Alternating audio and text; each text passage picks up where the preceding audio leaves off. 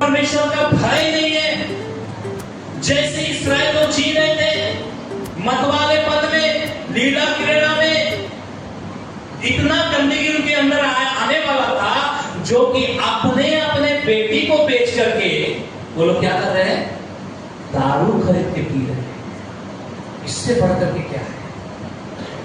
अब परमेश्वर कहता है कि तुम्हारे बीच में ये संदेश में भेजता। आज सुनो, क्योंकि न्याय का दिन निकट है मेरे प्रियो। उसके सिंहासन में कोई नहीं बच सकता है।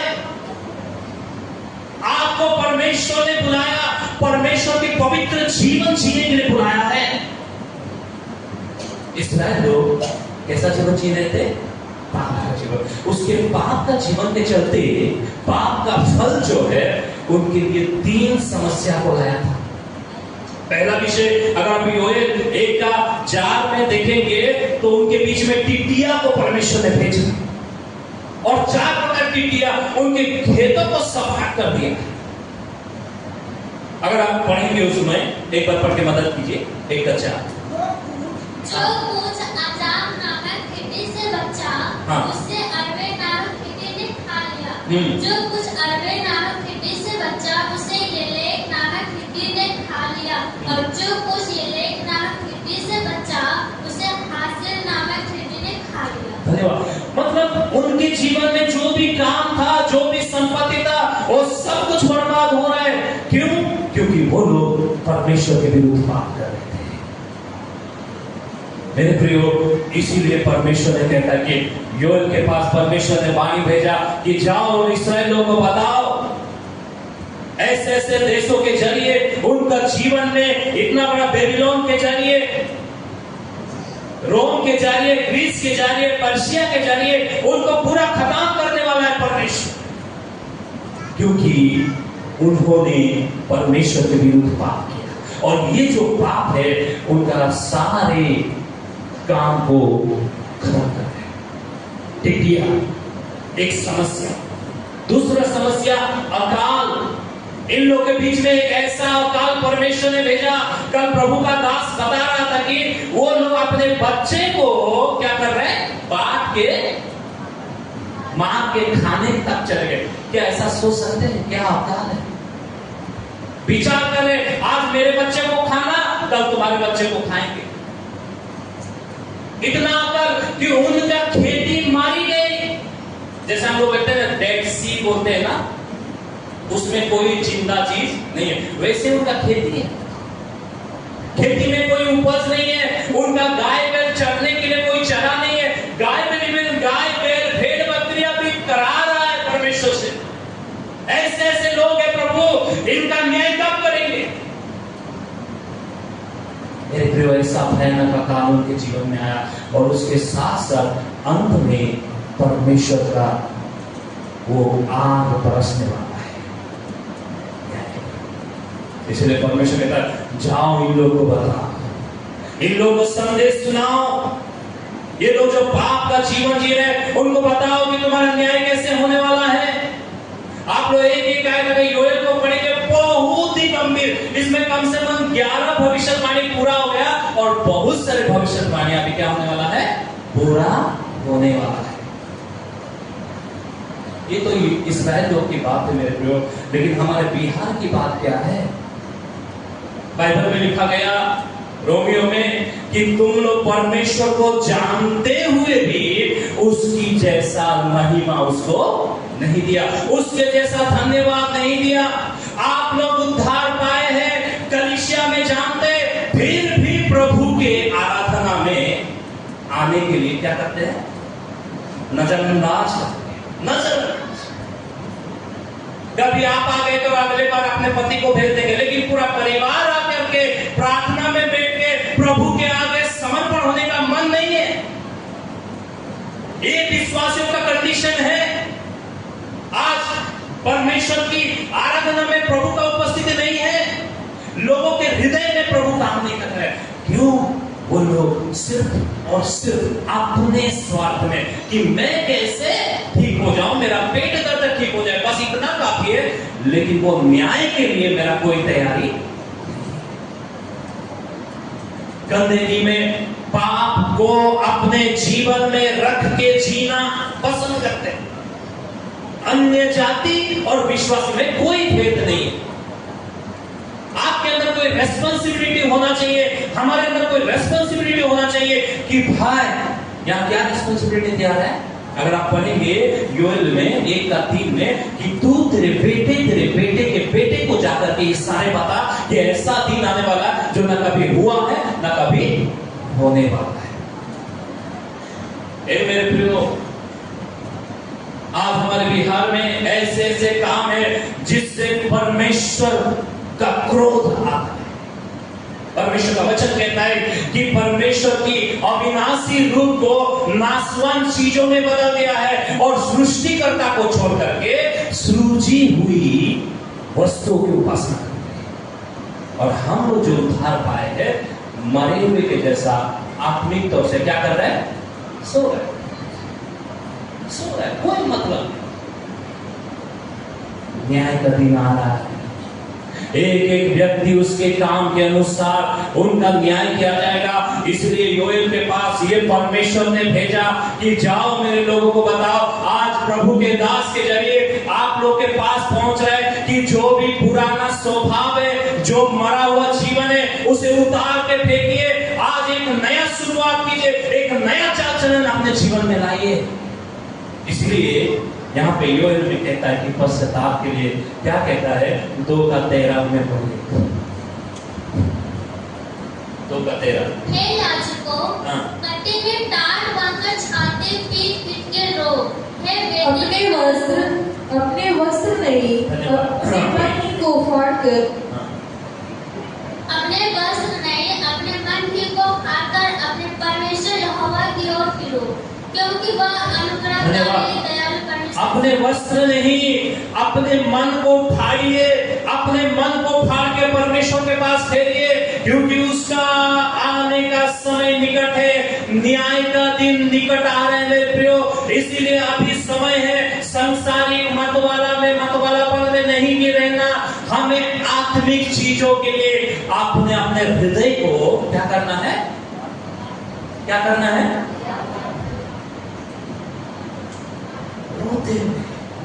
इसीलिए उपवास का मीटिंग ठहराओ, महासभा इकट्ठा करो के प्रभु कह रहे हैं। मैं धन्यवाद देता हूं प्रभु को कि बिहार में आप लोगों को बीच में परमेश्वर की बातें पहुंचा रहे हैं कि अपना हृदय को फाड़िए, अपना हृदय को चीरिए, वस्त्र को नहीं, क्योंकि परमेश्वर अनुग्रहकारी है। Hallelujah, hallelujah.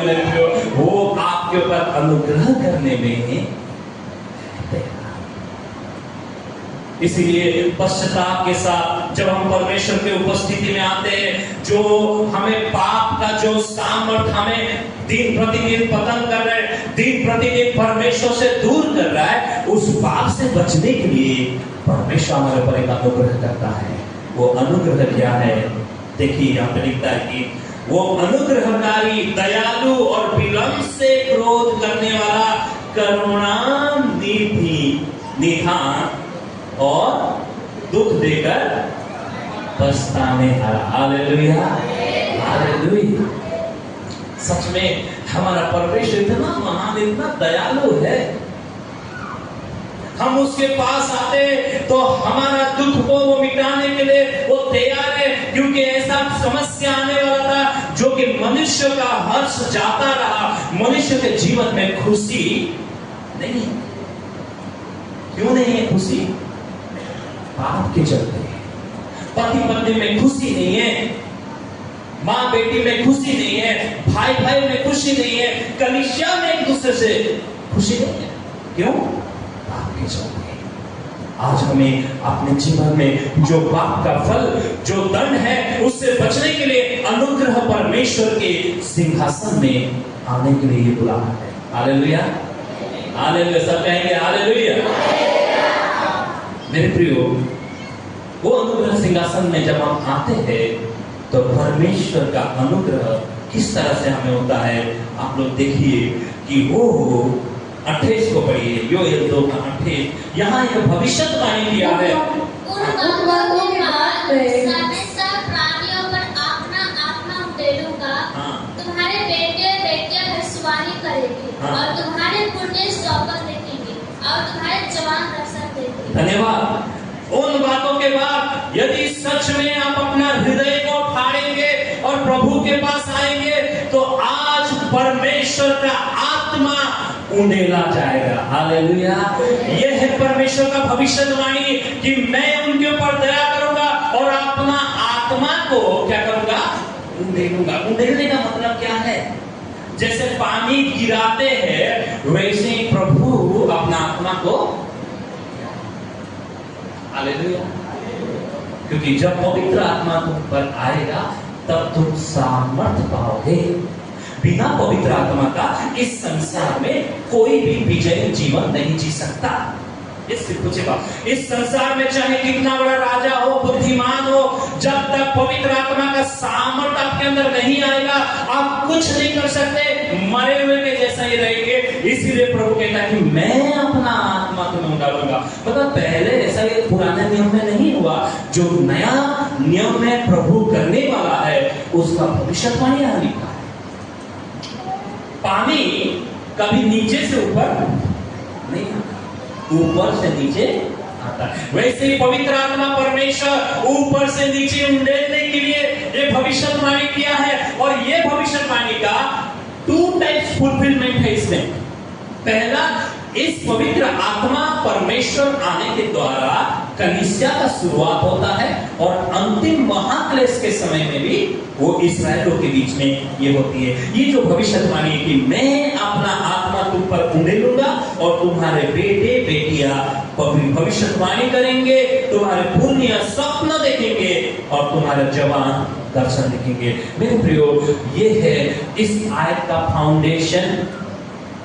परमेश्वर के राज्य में जाने के लिए बिना पवित्र आत्मा का कोई उसके राज्य में प्रवेश नहीं कर सकता। मैं पवित्र आत्मा के बारे में 3 चीज बताना चाहता हूं। ये जो भविष्यवाणी हुआ है, आप पेंटिकॉस्ट के दिन अगर देखेंगे तो एक तो उसका 2 अध्याय को निकालिए। हर एक शब्द को, हर एक वचन को हमें सिस्टमेटिक पढ़ना, और वहां पे यही भविष्यवाणी जो योएल ने किया है उसी चीज को पत्र दोहरा रहा है। और वहां पे लोगों के बीच में पवित्र आत्मा उंडेला गया है।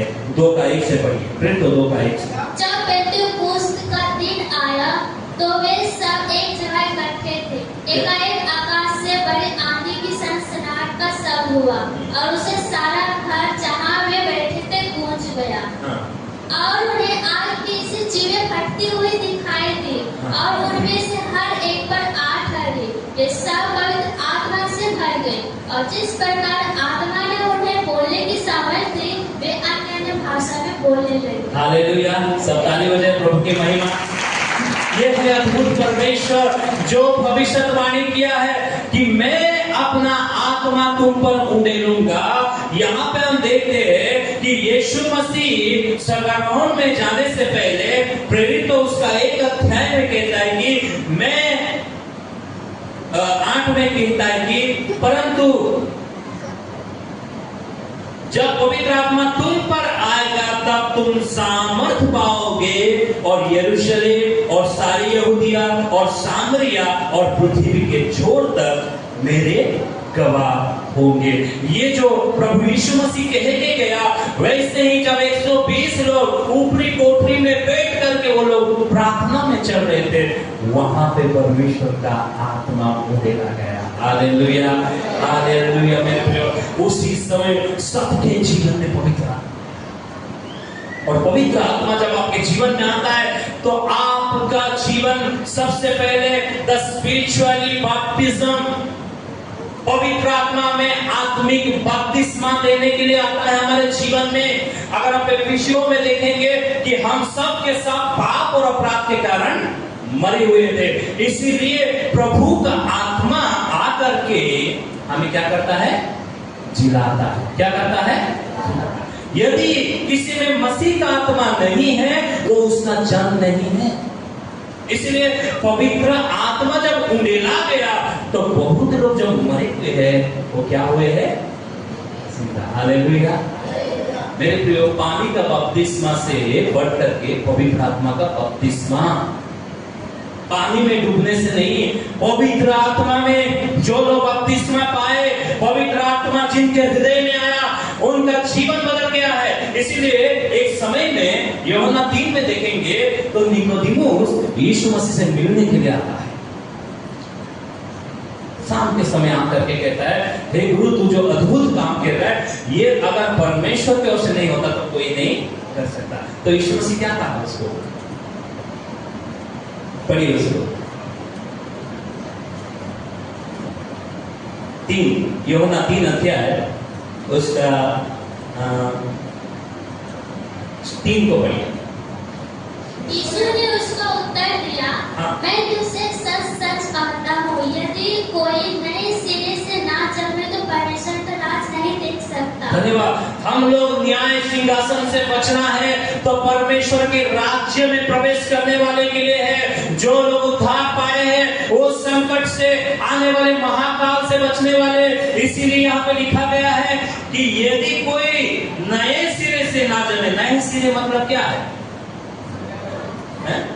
नया जन्म। तब निकोदेमुस बोलता है, हे प्रभु ये बूढ़ा आदमी क्या फिर से मां के गर्भ में जाके पैदा होगा? नहीं। यीशु मसीह कहता है कि जब तक जल और आत्मा से जन्म ना ले वो परमेश्वर के राज्य में प्रवेश नहीं कर सकता। हालेलुया। जो व्यक्ति नया जन्म ना ले वो परमेश्वर के राज्य में प्रवेश नहीं कर सकता। इसीलिए योएल भविष्यवक्ता को परमेश्वर ने कहा है कि तुम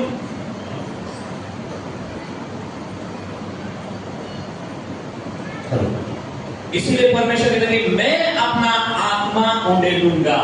नए सिरे के मतलब है फ्रॉम एबोव, ऊपर से जन्म लेना है। हमें पिता के घर में जन्म लेना है और पिता का घर कहाँ है? स्वर्ग में। और वहां जन्म लेने के लिए वहां से कोई आया है। कौन कौन आया है स्वर्ग से? जल और आत्मा, प्रभु यीशु मसीह और पवित्र आत्मा। यही हमें नया जन्म देते, यही हमें मुर्दे में से जिलाते। ये हमारे लिए पवित्र आत्मा का बपतिस्मा है। और जो व्यक्ति पवित्र आत्मा का बपतिस्मा पाया है उनके जीवन में पहली बार पवित्र आत्मा। हालेलुया। यदि आपके जीवन में पवित्र आत्मा नहीं है आज समर्पण के लिए, क्योंकि जब तक आप नए सिरे से जन्म नहीं लेंगे परमेश्वर के राज्य में प्रवेश। उसका दूसरा पवित्र आत्मा का काम, एक तो पवित्र आत्मा का बपतिस्मा, दूसरा पवित्र आत्मा में परिपूर्ण होना। यहाँ पे हम देख रहे कि प्रेरितों के काम उसका 2 अध्याय में हम यहाँ पे देख रहे हैं कि पवित्र आत्मा का जो भविष्यवाणी किया गया है, यहाँ पर देखिए वे सब पवित्र आत्मा से भर गए। इससे पहले 3 में क्या देखते? और उन्हें आग की सी जीभ फटती हुई दिखाई दी और उनमें से हर एक पर आग ठहरी। हालेलुया। आग ठहरी। कौन आके ठहरी है? पवित्र आत्मा परमेश्वर। इसी को कहते हैं पवित्र आत्मा का बपतिस्मा। और आग ठहरने के बाद दूसरा स्टेप है पवित्र आत्मा परमेश्वर का। वो क्या है कि आत्मा में भर गए। पवित्र आत्मा में परिपूर्ण होना एक विश्वासी के लिए बहुत बड़ी जरूरी है। आज आपके अंदर पवित्र आत्मा रहते हुए भी आप क्या कर रहे हैं? उसमें परिपूर्ण होना नहीं चाह रहे। आप अगर संसार में विजय होना चाहते हैं तो आत्मा में परिपूर्ण होते जाओ। जितना आप आत्मा में परिपूर्ण होंगे उतना आगे बढ़ेंगे। ये जो शब्द लिखा गया है, समय के अभाव से मैं ज्यादा इसको एक्सप्लेन नहीं करूंगा, लेकिन यहाँ पे पौलुस कहता है एफिसियों 5 का 18 की दाखलता से मतवाला मत बनो पर आत्मा में परिपूर्ण होते जाओ। परिपूर्ण होते जाओ। परिपूर्ण होते। ये जो शब्द है ना ग्रीक भाषा में इसको कहते हैं प्लेरूस्ते। प्लेरूस्ते। ये जो शब्द पौलुस लिखा है, आप जानते हैं पौलुस जब सेल्टाई में जा रहा था वो उस नाव के जरिए नदी से वो इस पार से उस पार जा रहा था और उस बड़े नाव में वो बहुत बड़ा पर्दा टांग लेता और उस पर्दा में जैसे ही हवा भरती थी इसका नाव आगे बढ़ती थी। जैसे ही हवा भरती थी ये आगे बढ़ता था। जिस समय हवा रुक गया वो व्यक्ति उसी बीच में है। इसलिए आत्मा में परिपूर्ण जब होते हैं हम लोग आगे आगे बढ़ते हैं। नहीं तो जहां शुरुआत है 15 साल तक आगे बढ़ने का नहीं है, क्योंकि परिपूर्णता नहीं है, प्रभु के लिए इच्छा नहीं है। कुछ बहन लोग आते हैं, बस आके 2 गीत गा लिए, संडे के दिन फिर चले गए। उनके जीवन में वो खुशी हर्ष नहीं है, प्रभु के लिए वो जिम्मेदारी नहीं है, प्रभु में वो ग्रोथ नहीं।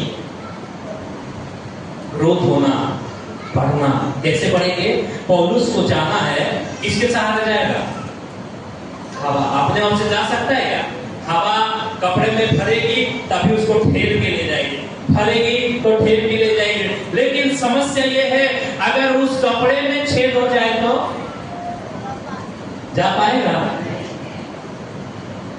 क्या समस्या है? हवा तो चल रही है, नाव में तो बैठा हुआ है, लेकिन कपड़े में।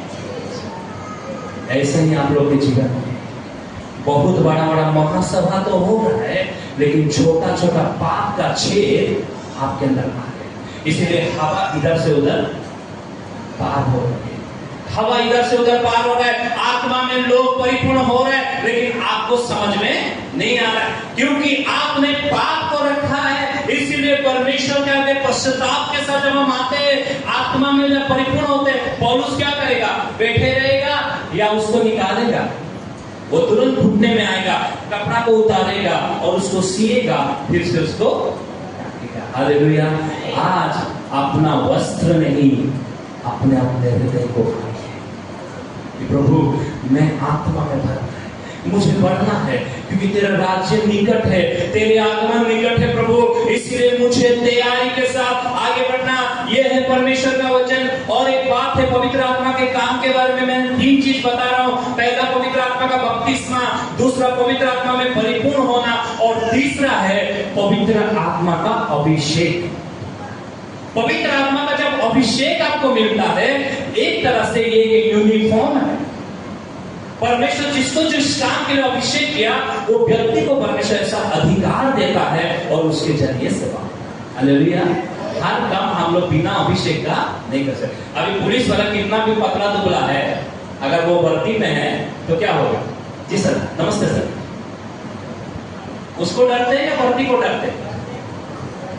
हाँ जी, वर्दी। इसलिए पवित्र आत्मा का अभिषेक आपको यूनिफॉर्म के जैसा अधिकार देता है कि आप जो भी काम करेंगे परमेश्वर के राज्य के लिए, उसमें आप जो है अधिकार के साथ करेंगे। Hallelujah, hallelujah.